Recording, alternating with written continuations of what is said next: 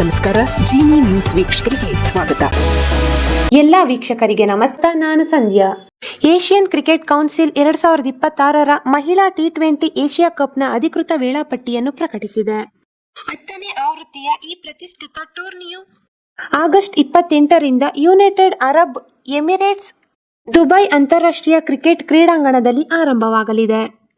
ಈ ಟೂರ್ನಿಯು September 13ರಂದು final ಪಂದ್ಯದೊಂದಿಗೆ ಮುಕ್ತಾಯಗೊಳ್ಳಲಿದೆ. ಮಹಿಳಾ cricket ಅಭಿಮಾನಿಗಳು ಕಾತರದಿಂದ ಕಾಯುತ್ತಿರುವ ಭಾರತ ಹಾಗೂ ಪಾಕಿಸ್ತಾನ ನಡುವಿನ ಸಾಂಪ್ರದಾಯಿಕ ಹಣಾಹಣಿ ಸೆಪ್ಟೆಂಬರ್ 5ರಂದು ನಡೆಯಲಿದ್ದು ಭಾರಿ ಕುತೂಹಲ ಮೂಡಿಸಿರುವ ಪಂದ್ಯ ಇದಾಗಿದೆ.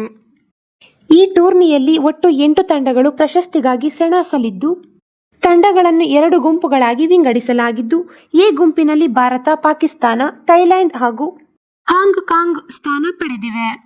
ಬಿ ಗುಂಪಿನಲ್ಲಿ ಹಾಲಿ champion Sri Lanka, Bangladesh, United Arab Emirates ಹಾಗೂ ಇಂಡೋನೇಷ್ಯಾ ಸೇರಿವೆ.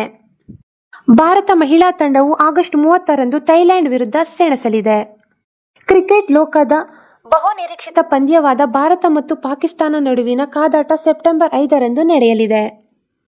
ಈ ಪಂದ್ಯವು ಭಾರತೀಯ ಕಾಲಮಾನ ರಾತ್ರಿ 8 ಗಂಟೆಗೆ ಆರಂಭವಾಗಲಿದ್ದು, ಟಾಸ್ ಸಂಜೆ 7:30ಕ್ಕೆ ನಡೆಯಲಿದೆ.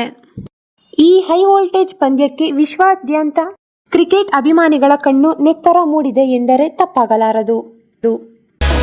ಈ ದಿನದ ನಿರಂತರ ಸುದ್ದಿಗಳಿಗಾಗಿ ವೀಕ್ಷಿಸುತ್ತಿರಿ ಜಿನಿ ನ್ಯೂಸ್. ನಮಸ್ಕಾರ.